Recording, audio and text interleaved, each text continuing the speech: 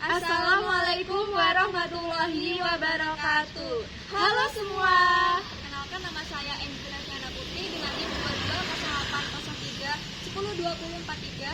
Saya Wafikir Azizah dengan NIM 220803 102053. Kami dari D3 Administrasi Keuangan Fakultas Ekonomi dan Bisnis Universitas Jember. Jadi pada kesempatan kali ini kami akan membahas materi terkait targeting dan positioning guna memenuhi tugas kelompok manajemen pemasaran yang diampu oleh Bapak Dr. Andes Ketut Indraningrat, MSI.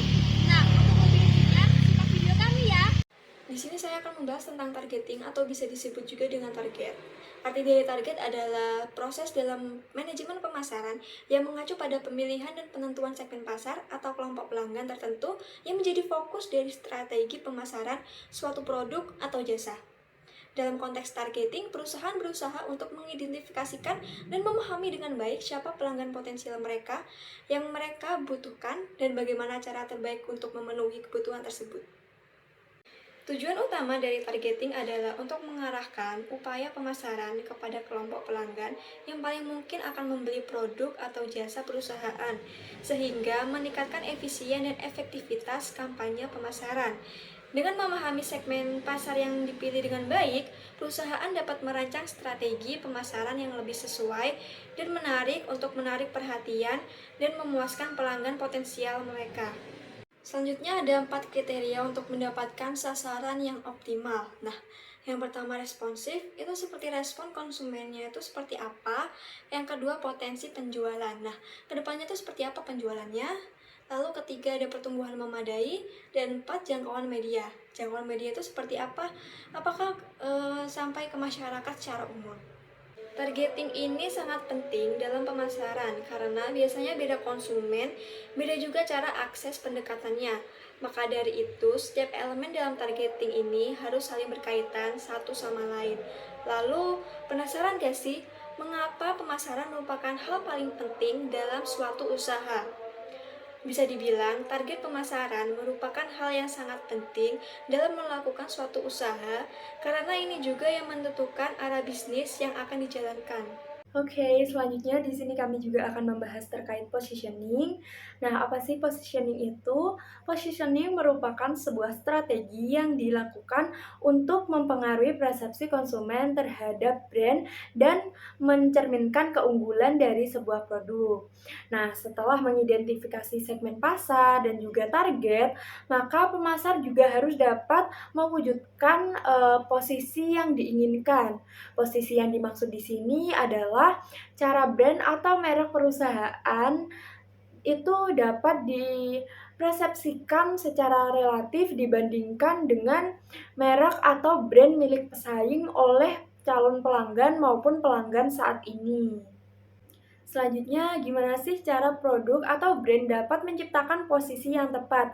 Nah, posisi yang tepat ini dapat diciptakan dengan cara mengomunikasikan dan memberikan manfaat kepada sasaran. Nah, seperti contoh sampo Head and Shoulders sebagai sampo anti ketombe pertama. Nah, merek dari sampo Head and Shoulders sebagai sampo anti ketombe pertama ini mengindikasikan terhadap manfaat yang ditawarkan. Lalu, aromanya mencerminkan medisnya serta warna hijau dan kekentalannya tersebut menggambarkan bahwa sampo Head and Shoulders ini merupakan sampo yang tidak biasa. Selanjutnya, di sini terdapat 3 langkah utama pengimplementasian positioning. Untuk langkah yang pertama yaitu memilih konsep positioning. Nah, dalam rangka memosisikan sebuah produk atau organisasi, pemasar harus dapat mengidentifikasi apa yang penting bagi pasar sasaran. Setelah itu, pemasar dapat melakukan studi positioning untuk menentukan persepsi pasar sasaran terhadap berbagai produk atau produsen berdasarkan dimensi ataupun berdasarkan atribut penting yang digunakan. Contohnya pada pembelian sepeda. Nah, atribut penting yang dimaksud adalah harga beli, harga jual kembali, konsumsi bahan bakar, ketersediaan suku cadang, reputasi merek, keamanan, kecepatan, model, warna, dan seterusnya. Untuk langkah yang kedua yaitu merancang dimensi atau fitur yang paling efektif dalam mengomunikasikan posisi. Sebuah posisi bisa dikomunikasikan dengan nama merek, slogan, penampilan, atau fitur produk lainnya. Tempat penjualan produk, penampilan karyawan, dan cara-cara lain. Namun, fitur-fitur tertentu cenderung lebih efektif dibandingkan fitur lainnya. Keterbatasan sumber daya membuat setiap pemasar harus cermat dalam memutuskan cara terbaik untuk mengomunikasikan konsep positioning sebagaimana yang diharapkan. Salah satu faktor yang harus dipertimbangkan dan perlu dipikirkan secara matang adalah mencari diferensi yang paling efektif. Setiap pemasar dapat mendiferensiasikan penawarannya berdasarkan 5 dimensi, yakni produk, jasa atau layanan, personalia, saluran distribusi, dan citra. Untuk langkah utama ketiga dalam implementasi positioning yaitu mengordinasikan komponen bauran pemasar untuk menyampaikan pesan secara konsisten. Jadi, walaupun satu atau dua dimensi atau atribut merupakan komunikator posisi utama, semua elemen bauran pemasaran termasuk produk, distribusi, harga, dan promosi harus mendukung posisi yang diharapkan. Banyak positioning produk yang gagal dikarenakan adanya inkonsistensi yang membingungkan pelanggan. Selain itu, positioning dapat mengalami erosi dikarenakan kurangnya perhatian, adanya perubahan selera atau kebutuhan konsumen, adanya perubahan teknologi, atribut atau dimensi yang ditonjolkan tidak lagi menarik bagi pelanggan, dan adanya pesaing yang merebut posisi perusahaan. Nah, oleh sebab itu, perusahaan harus secara rutin memantau posisinya dan bila mana perlu melakukan repositioning agar perusahaan dapat mempertahankan persepsi unik dan superior di benak konsumen.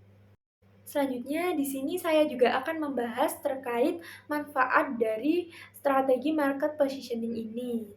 Seperti yang telah kami singgung sebelumnya, market positioning ini merupakan strategi yang dapat digunakan untuk menonjolkan brand dari para pesaing di pasar.